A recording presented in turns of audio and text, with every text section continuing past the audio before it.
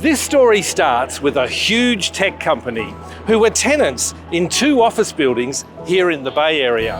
And then COVID hit and they vacated those buildings. But they left something behind. So, Eric, Brandy, the question is, what did they leave behind? Well, Mike, they left behind 8 floors of furniture, right, Brandy? Yes, 8 floors of furniture that was hardly even used. And this isn't necessarily a COVID thing, is it? No, not at all. It's been like this forever. 98% of all contract furniture ends up in the landfill, and less than 2% is properly recycled or even resold. 98%? That's shocking.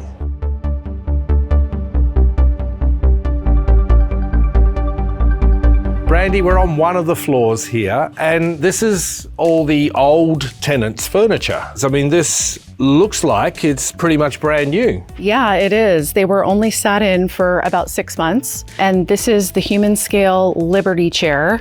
Good brand. It's a great brand. They're actually one of the most sustainable brands in the commercial furniture industry, so we really support their mission. So what would a chair like this retail for? Brand new, these are going to be about $1,200, but if you buy them on the secondhand market, you can save about 50%. Really? Yes. And there's no plan for any of this? Oh, there's a plan. Come with me. So this is the plan, Mike. A dumpster? Yeah, it's a building worth of office furniture with hundreds, sometimes thousands of items. So you need really time in order to market it properly and find those buyers. That's really the answer, isn't it? It's just time. It's time. A little forethought can end a lot of waste. All right, Eric. Well, meanwhile, over here in the other building, it's kind of mayhem. Yeah, it's chaos in here. We're under the gun, you know, even though they've known about this for a long time. They've just now given us the authorization to begin. Typically, they're charged about $160,000 to remove the furniture. You don't charge that? Well, here's what we did is we were able to sell enough of the furniture to offset the cost of removal, so there's no cost to the customer. We're just a few miles down the road at Generate's corporate headquarters here in Silicon Valley. And here is where some of the furniture has found a new home.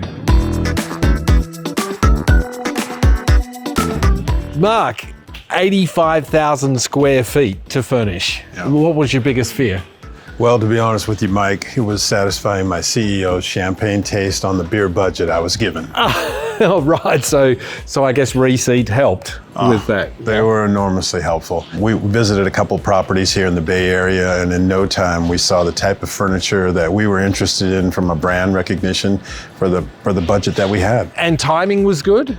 Excellent. We were visiting these sites 6 months before the furnishings were needed at the new facility. And I guess handy that it was down the road, but you would have flown across the country to look at it, I bet. Oh, absolutely. When you're spending $500,000, what's a couple hours of your time to make sure it's what you want? Between you and me, Rob, wouldn't this be easier to buy brand new? You would think so, and traditionally it is, but RESEAT really allowed us to specify used product at a decimal point difference than buying it brand new. No way. I mean, this is nice, this boardroom. I mean, it looks like I bought one. Yeah, it's beautiful. Any CEO in the Valley would be really happy with that. Yeah, so the whole green argument in all this, where does that rate for you as an architect? All of us at ArcTech are committed to sustainability, and any opportunity that we have to minimize waste in this industry, it's a no-brainer. It's just low-hanging fruit that is a great way of preventing this from ending up in the dumpster. And I think the beauty of working with RESEAT is they've actually got this concept called RESEAT ID that allows this to be used in the future as well. Now, Brandy, I am recognizing a lot of this furniture from the old place. I certainly remember this little kind of lovely collaboration area here. Yeah, it turned out great, didn't it? Doesn't it?